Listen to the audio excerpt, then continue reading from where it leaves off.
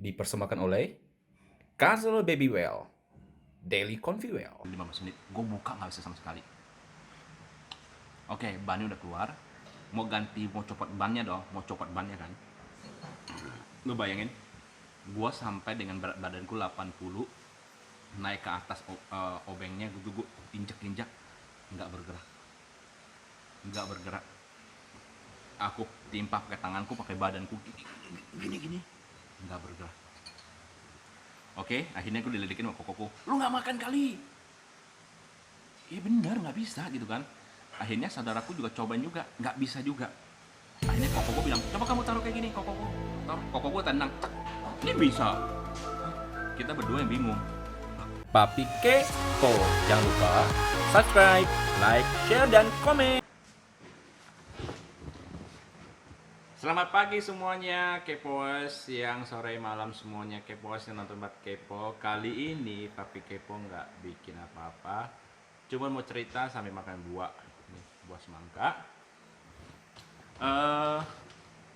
Papi Kepo mau cerita waktu itu Papi Kepo pulang kampung bersama Mama, Cici, Koko, dan saudara dan ponakan. Mau cerita apa sih? Cerita horor. Serius, ini cerita horor. Eh,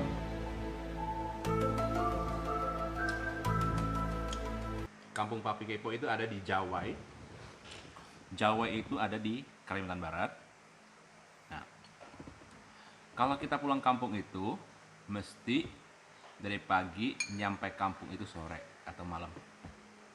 Biasanya gue naik pesawat jam 10 pagi dari Jakarta. Berarti nyampe di kampung Jawai itu kurang lebih jam 4, 5, 6 sore lah pokoknya gitu. Tergantung dapat kapalnya jam berapa. Karena kita mesti nyebrang kapal lagi setelah nyampe di Sambasnya. Nah, yang Papi Kepo mau cerita adalah cerita horor. Apa itu? Ayo. Nah, Papi Kepo kan pulang kampung itu sebenarnya intinya awalnya adalah pingin eh, lihat cap gome di Singkawang. Jujur, selama Papi Kepo gede itu dari kecil sampai SMP, Papi Kepo nggak pernah ke kota. Karena dari Jawa ke Singkawang itu mesti naik darat, naik perahu, naik mobil lagi kurang lebih 1 jam itu baru nyampe Singkawang. Nah, dari dulu nggak pernah lihat cap gome di sana, tapi adanya di kampung kita di Jawa juga ada cap gomenya, ada tangkungnya juga ya. Nggak begitu penasaran gitu. Nah, saya nggak mau cerita tentang cap gome, nggak mau cerita tentang tangkung atau sejenisnya. Saya mau cerita adalah waktu kita pulang dari Jawa menuju Pontianak ke bandaranya. Nah, kami itu kan berberapa ya? Oh ya, ada gua. Ini baliknya ceritanya dari Jawa mau balik ke Jakarta, kita masih ke Pontianak kan ya. Ada gua, kokoku, saudaraku satu, ciciku, dan ponakanku. Jadi totally kita berlima ya, berlima. Ingat ya, kita berlima. Karena kenapa saya suruh ingat, nanti ada ceritanya. Kita berlima. Nah,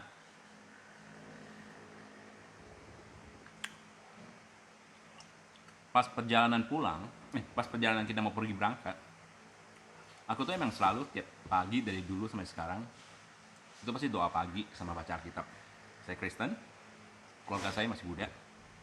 Nah, saya selalu baca Alkitab dulu sebelum apapun, mau di Jakarta, mau dimanapun, aku tetap bawa Alkitab kemana-mana. Nah,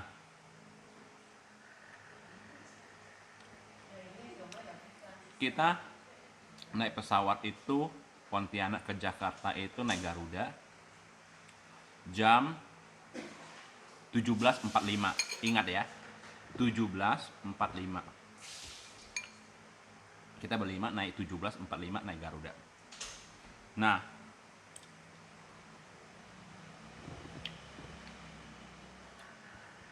kita estimasi kurang lebih, kalau dengan lancar ya, lancar nggak ada kendala, kurang lebih kalau kita berangkat jam 9, nyampe sana, nyampe bandara kurang lebih jam 3. Ingat ya, kalau kita jalan di jam 9, kurang lebih nyampe bandara itu jam 3. Berarti 10, 11, 12, 13, 14, 15. Perhitungan 6 jam. Karena kan kita mesti naik perahu ya. Nah, pas kita perjalanan balik, ya kita kan sewa mobil dari Pontianak. Kita sewa mobil dari Pontianak ya, sewa mobil pulang. Pas kita balik, kan kita mesti lewatin dari Kampung Jawai kami di Matang Suri, Kampung Jawai. Kita mesti lewatin ke daerah pelabuhan. Pelabuhannya itu yang nyebrang ke Tebas. Karena hanya dengan satu pelabuhan doang yang bisa lewat ke Sambas dengan mobil ya, maksudnya mobil naik di atas ferinya gitu loh. Nah, kita nyampe dari jam 9 jalan, aku itu nyampe ke pelabuhannya itu kurang lebih jam 9.25 kalau nggak salah ingat, 9.25. Terus perahunya itu kurang lebih udah nyebrang ke sana, balik ke sini lagi bisa setengah jam lebih lagi, ya kan, bisa setengah jam lagi. Nah, sini terjadi papi kepo kebelet, sakit perut. Dan lu tahu ya, pelabuhan di sana kan bukan pelabuhannya kayak gimana ya, maksudnya cuman ada kopi, warung kopi di sana, ada warung kopi, ada yang jual makanan, ada jual warung. Aku masuk, aku minta izin. Aku bilang di sana panggil kakak. Kak, boleh pinjam toiletnya nggak? Boleh, dia bilang gitu kan. Saya nggak bilang saya mau pup gitu kan. Karena saking kebeletnya, aku lihat pas masuk ada tertulis tidak boleh pakai sandal gitu kan ya. Tapi itu kan di sana kan kotor banget ya gitu ya. Sorry. Aku yang minta maaf. Di sana itu kan kotor itu ya. Akhirnya gue pakai sandal. Pas udah kebelet banget, gue udah turunin celana semuanya, udah mau ngebom, udah mau ngepup gitu ya. Sorry, mau BAB. Tertulis di dalam bawa air besar. Waduh, udah di ujung tanduk ya itu ya. Akhirnya mau nggak mau gue langsung jongkok, langsung bup. Nggak nyampe 1 menit kelar gue habis itu, karena situasi kamar mandinya itu gelap, cuman ada lampu dari luar gitu loh, cahaya masuk dari luar gitu. Gue pup, akhirnya gue bersihin semuanya. Tapi pas gue keluar, gue nggak boleh keluar, aku angkat sandalku karena kan basah kan, jadi nggak mau keinjak lantainya dia. Karena merasa nggak enak hati, akhirnya gue minum teh di sana. Pas minum teh, pas udah mau bayar, gue bilang ke mbaknya, bilang ke kakaknya, kak, aku mau minta maaf dua kali, gue bilang. Pertama, saya masuk ke kamar mandi pakai sandal. Kedua, saya BAB di sana. Terus mbaknya kaget, mbaknya bilang, oh gitu ya. Dia bilang, ya udah nggak apa-apa dia bilang gitu kan. Karena gue merasa perasaan gak enak, akhirnya gue minta maaf kan tadi kan. Terus gue langsung nggak beranggapan ada apa-apa, gue langsung balik ke mobil. Terus kapal datang ya kan, nggak ada masalah, penyeberangan nggak ada masalah. Nyebrangnya di Sambas, sampai di Sambas kita jalan dikit doang, nggak nyampe 10 menit kayaknya ya, nggak nyampe 10 menit di kota Sambasnya. Kita sempat beli barang, beli makanan, cemilan ya di Atapson, kalau lo tahu di buah atap, beli di tempat situ. Kempes bannya yang sebelah kanan, belakang kanan ya, kempes. Pas banget di depan ada bengkel mobil. Kita langsung tambal kurang lebih habis waktu setengah jam.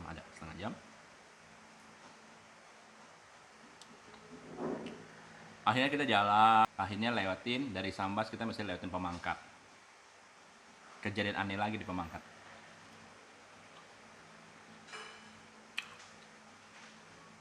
Nah, kalau jalan di Pemangkat itu pas mau dari Sambas ke Pemangkat, dari Pemangkat udah mau masuk luar Pemangkat gitu ya, bukan di kotanya.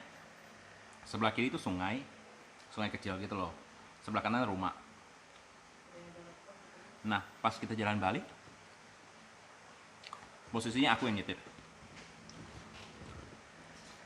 Pas lagi nyetir, kok masa bannya kempes lagi ya, kok masa bannya kempes. Gue nanya sama saudara gue bilang, berasa nggak sih kayak bannya kempes? Iya ya, kok goyang-goyangnya. Dia bilang, oke, pinggir. Ke pinggir kiri kan nggak mungkin, karena kan ada kali kan. Akhirnya kita masuk ke kanan ke rumah orang. Pas kita ada turun, kita lihat, loh, kita lihat bannya nggak ada yang kempes gitu kan. Oke, nggak ada kempes. Akhirnya kita langsung jalan dong, bersyukur ya kan, bersyukur nggak kempes. Nah, kita jalan ke Singkawang. Karena kita lihat waktunya masih banyak, kita di Singkawang kita sempat makan dulu bakso. Di Singkawang kotanya kita makan bakso dulu. Nah, pas perjalanan dari Singkawangnya aneh lagi.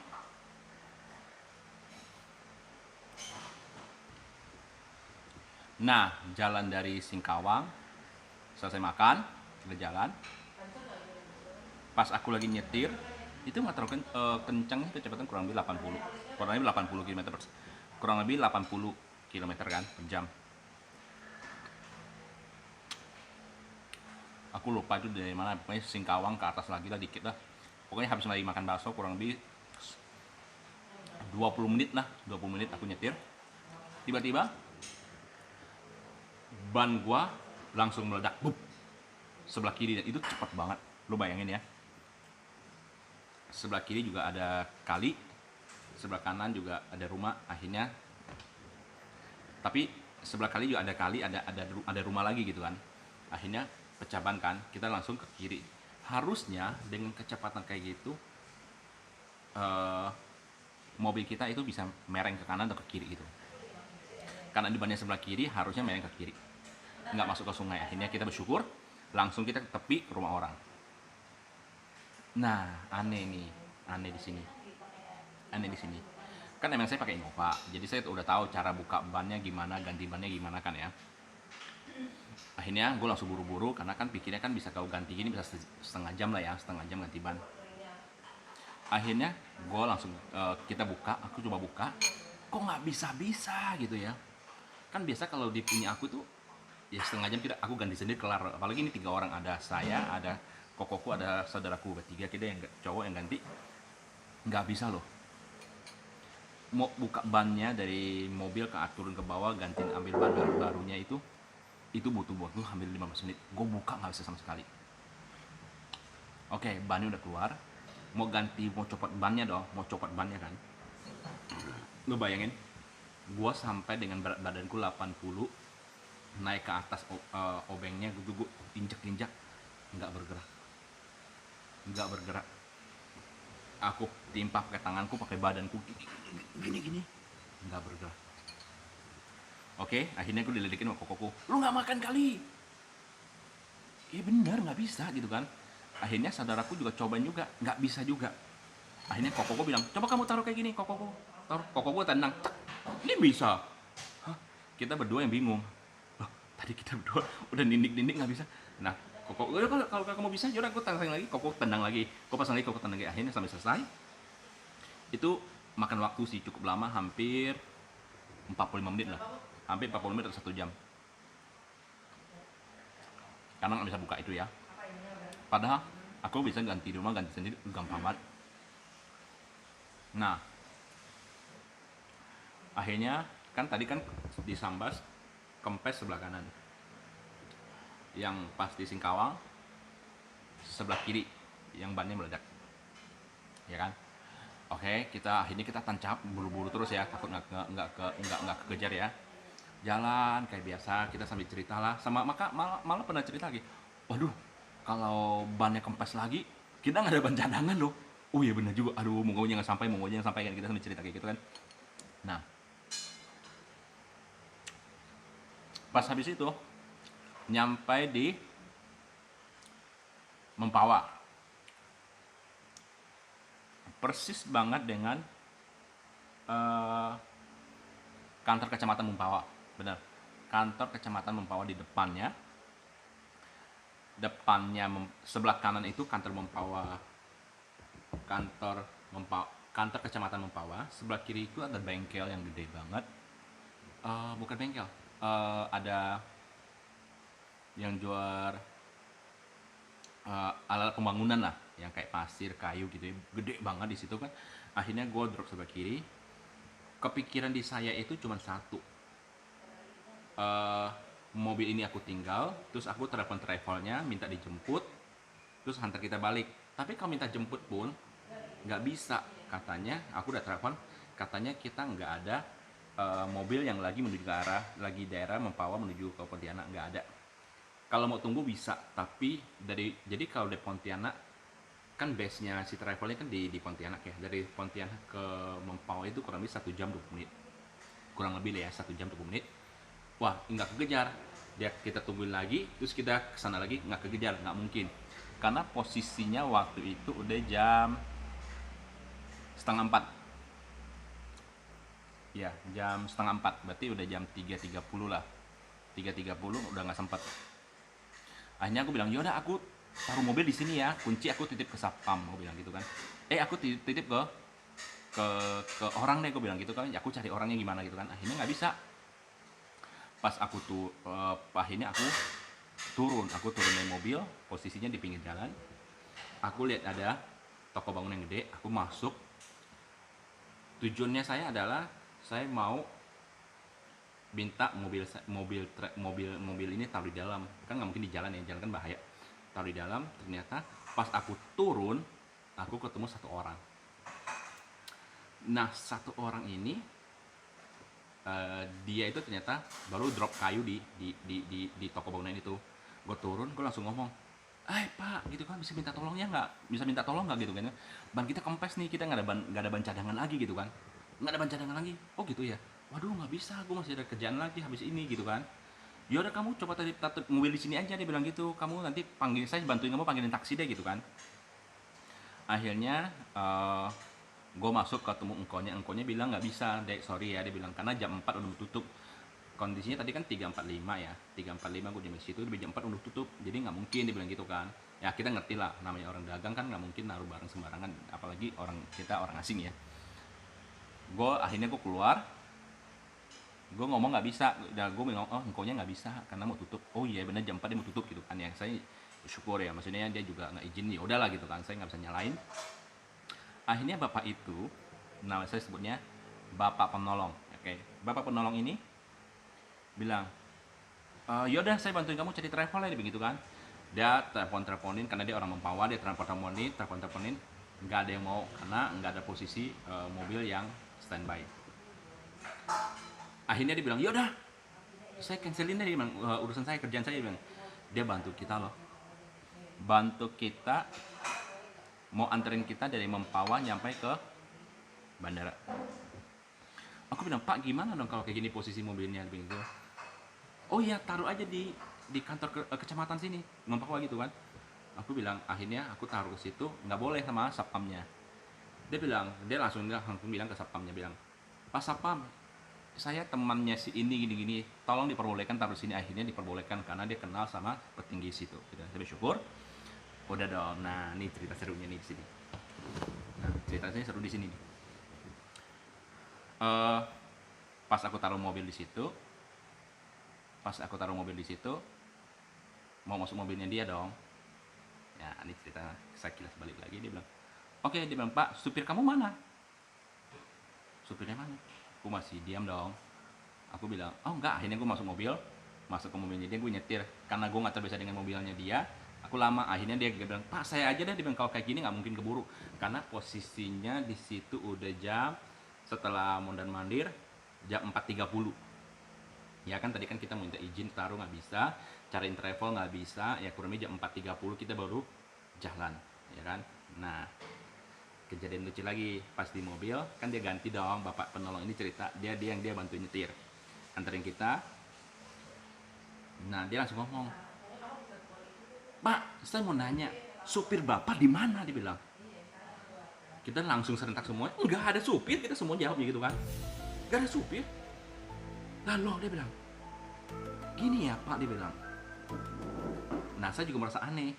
Ternyata pas aku turun, yang mau masuk ke bank, yang pertama kali turun dia lagi loading barangnya, terus aku mau tanya si engkau itu boleh nggak taruh barang di situ, taruh mobil di situ. Pas aku turun dari mobil, dia lihat gua, saya, dan di belakang saya ada satu orang ikutin, badannya lebih tinggi dari saya, pakai baju hitam garis kuning-kuning, baju hitam garis kuning panjang dan celana juga garis kuning juga. Dia bilang ikutin saya di belakang. Nah, pas saya bicara sama bapak ini, bapak penolong ini, saya bilang bisa tolong nggak? Dia bilang oh, nggak bisa ya kan. Terus saya langsung ke belakang dong, ke tokonya si Engko itu. Gue ke belakang, si orang ini yang dia lihat nih ya, yang dia lihat, si bapak ini masih sempat ngomong sama dia, bapak penolong itu sempat ngomong dia, "Dek, dari mana?" Dia nggak jawab, dia senyum dong, bapak ini senyum. "Dek, dari mana?" Dia senyum gitu kan. Akhirnya encikku turun, si yang dia lihat si supirku ini nih, dia bilang langsung jalan pergi dan encikku datang. Terus aku keluar dari encikku di depannya si bapak penolong ini dong. Aku baru keluar dari tokonya si Engko ini. Aku keluar, si bapak penolong ini tanya ke cici saya, "Cik, supir kamu kemana? Kok jalan ke depan?" Kata encikku, "Enggak, itu supirku." Dia tunjuk saya, kurang ajar encikku. "Itu supirku." Si bapak itu bingung dong, bingung kan? Habis bingung, yaudah kita abaikan.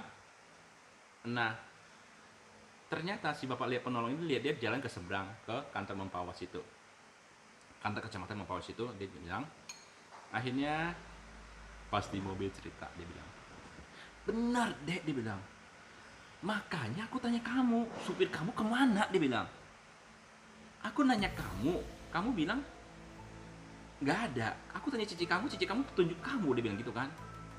Dia benar, dia bilang, "Pas kamu turun dari mobil, saya lihat dia ikutin kamu," dia bilang gitu. Nah, pas kita mau di mobil pun, mau masuk mobil saya, nah pantasan bapak penolong ngomong, "Muat nggak ya mobil saya untuk 6 orang?" Dia bilang gitu kan. Kita langsung bingung. Kita langsung mikir, oh 6 orang termasuk bapak ini kan. Ternyata maksudnya dia adalah 6 orangnya kita sama dia jadi 7 orang dengan bagasi kita. Nah, pas di mobil kita langsung merinding. "Pak, nggak ada. Kita cuma berlima sama bapak berenam. Dari tadi kita kan kirain bapak berenam sama bapak.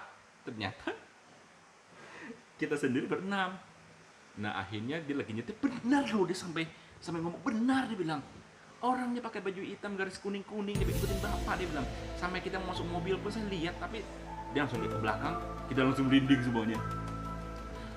semuanya. Dia lihat ke belakang, "Oh, udah nggak ada lagi di sini," dia bilang gitu kan. Dia sampai bersumpah-sumpah gitu kan. Dia muslim, aku bersyukur gitu kan. Dia bilang, "Demi Allah," gitu kan ya kita. Gini. Aduh, gue bilang, "Pak, bener loh kita gini." Akhirnya dia bilang, "Yaudah lah, yang penting sekarang udah nggak ada apa-apa lagi," dia bilang gitu kan. "Wah, jangan-jangan kamu dikerjain," dia bilang gitu kan. Kita langsung mikir, oh iya ya, ban kempes, tapi pas banget di depan ada bengkel yang disambas. Pas nyampe di Singkawang, yang pas di Pemangkat kita merasa ada yang kempes, ternyata nggak kempes. Pas nyampe di Singkawang, ban kita sebelah kiri pecah. Nyampe Mempawah, sebelah kanan lagi bocor lagi. Tapi saya mengucap syukur banget lewat kejadian ini. Saya nggak tahu si manusia baju hitam list kuning itu malaikat apa syaitan. Karena kenapa? Ya kita pertama dalam keadaan baik-baik aja. Kedua, kita nggak ada kekurangan, kita nggak kecelakaan. Ketiga, saya bisa ketemu bapak ini yang bisa nolong saya. Meskipun ya kita nyampe bandara udah jam 16.40 dan itu udah nggak bisa. Tadi pesawatnya tadi jam 17.45, aku nyampe di sana bandara itu jam 17.40. Dan itu otomatis udah nggak bisa. Tapi karena kita beli pesawatnya Garuda dan itu harga ekonomi tertinggi, jadi bisa ganti jam, bisa ganti hari, dan kita cuma kena cas admin doang lah, intinya cuma murah. Akhirnya kita nginep di hotel di Jakarta. Nah, yang semua cerita di sini adalah bapak itu benar-benar menolong kita dengan tulus. Saya mengucap syukur sudah ketemu bapak itu. Saya sampai sekarang masih ada save nomornya dia, saya nggak sebut namanya. Dia bilang, Dek, saya mau bantu kamu ya, saya mengucap syukur karena waktu itu saya di Bali juga dibantu orang seperti kejadian kayak bapak, dia bilang gitu. Jadi dia bilang, saya mau bayar dia duit, mau bayar dia bensin, semuanya dia nggak mau. Tapi karena saya merasa nggak enak, akhirnya saya taruh uang di belakang jok. Aku bilang, akhirnya pas udah nyampai, udah turun semuanya, aku bilang, Pak, saya minta maaf banget Pak, aku bilang gitu kan. Tidak ada maksud untuk yang lain, tapi saya mengucap syukur Bapak bisa antarin saya sampai ke bandara dengan selamat tanpa kekurangan apapun. Akhirnya kita bisa reschedule jadwalnya dan kita nginep di Pontianak. Maaf banget ya Pak, saya udah taruh uang di job untuk bahan gantiin bensin buat Bapak. Maaf banget dan terima kasih Pak udah bantu saya. Satu hal yang saya mau petik dari sini adalah ketika lu jalan, ketika lu mau aktivitas apapun, di pagi hari berdoa kepada Tuhan kamu masing-masing, karena gue yakin dengan doa ya kita bisa dapat tuntutan dari Tuhan kita, ya. Kurang lebih cerita Papi Kepo kali ini adalah lakukan hari-harimu dengan berdoa dan mengucap syukur. Berdoa dan mengucap syukur dan membantu orang di sekitar kamu. Bye bye.